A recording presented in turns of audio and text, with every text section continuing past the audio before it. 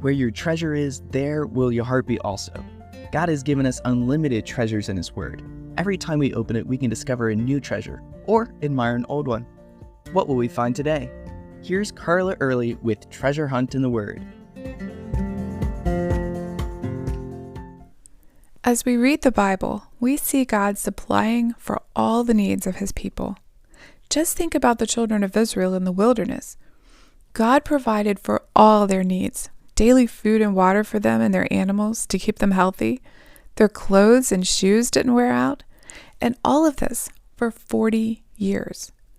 Then, when they finally moved into their land, God gave them victory over their enemies, and houses, crops, and whatever else they needed, in the land flowing with milk and honey.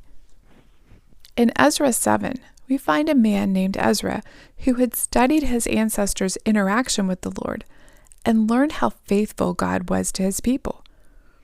So when God called him to take a group of people back to Jerusalem to reestablish worship in the temple, he had faith that God would provide everything they needed for the trip.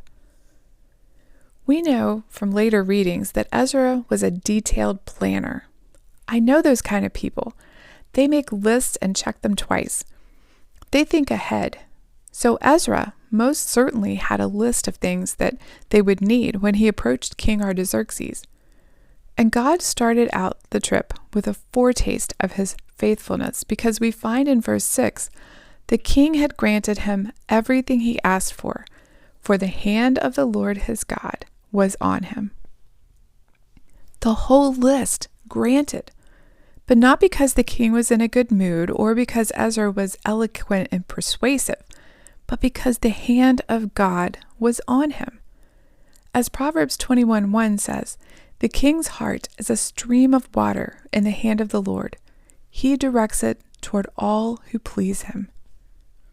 King Artaxerxes' letter in verses 11 through 26 gives an open invitation to any Israelite who wanted to go, and he entrusts Ezra with all the resources they would need: gold, silver, money, wheat, oil, salt, wine, and anything else they needed.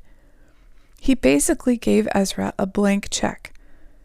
He also exempted the priests and temple workers from taxes, and gives Ezra authority not only in the spiritual realm, but the political realm as well, entrusting him to set up a judicial system and appoint magistrates.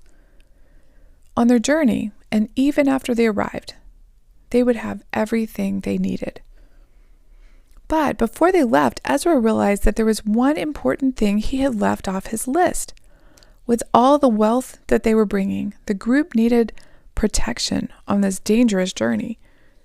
Ezra could have gone back and asked the king to send soldiers, and Artaxerxes probably would have said yes. But Ezra had already told the king about his all-powerful God. So instead, he decided to fast and pray and ask the Lord to take care of them on their journey, which He did. Ezra planned, prepared, but he also prayed before he stepped out in faith. So when we feel inadequate to take on a task God has given us, we can remember Ezra and how the Lord not only prepared him and the people, but prepared the king's heart to provide them everything they would need. And the Lord Himself provided protection. We too can plan, prepare, pray, and then step out in faith, confident, believing that when God calls us to something, He will provide what we need to accomplish the task. What task has God called you to? How will God need to provide for you as you step out in faith to accomplish it?